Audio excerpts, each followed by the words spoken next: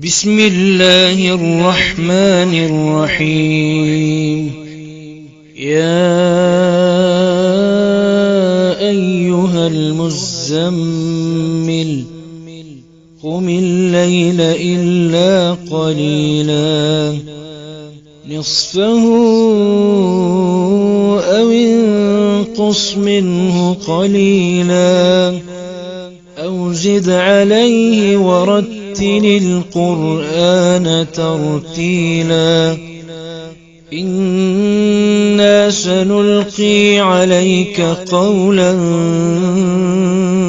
ثقيلا إن ناشئة الليل هي أشد وطئا وأقوم قيلا إن لك في النهار سبحا طويلا واذكر اسم ربك وتبتل إليه تبتيلا رب المشرق والمغرب لا إله إلا هو فاتخذه وكيلا واصبر على ما يقولون واهجرهم هجرا جميلا وذرني والمكذبين أولي النعمة ومهلهم قليلا إن لدينا أنكالا وجحيما وطعاما ذا غصة وعذابا أليما يوم ترجف الأرض والجبال وكانت الجبال كثيبا مهيلا إنا أرسلنا إليكم رسولا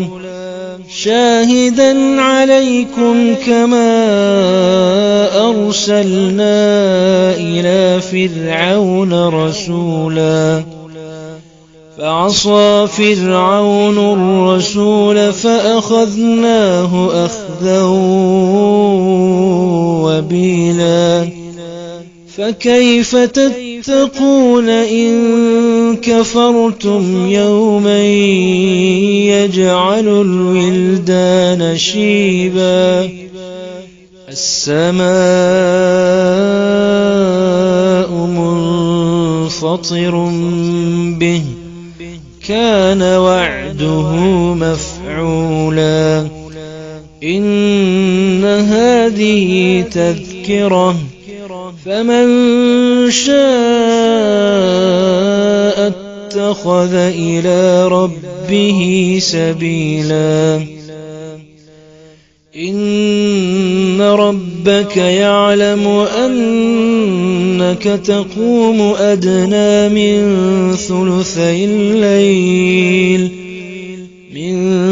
ثلثي الليل ونصفه وثلثه وطائفة من الذين معك والله يقدر الليل والنهار علم أن لن تحصوه فتاب عليكم فاقرؤوا ما تيسر من القرآن علم أن سيكون منكم مرضى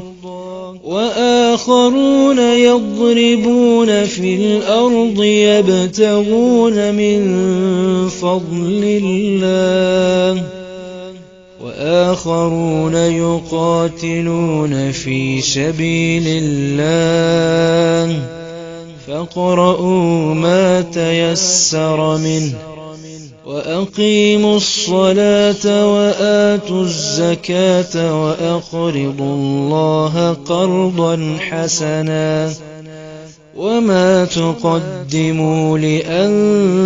لأنفسكم من خير تجدوه عند الله هو خيرا وأعظم أجرا واستغفروا الله إن الله غفور رحيم.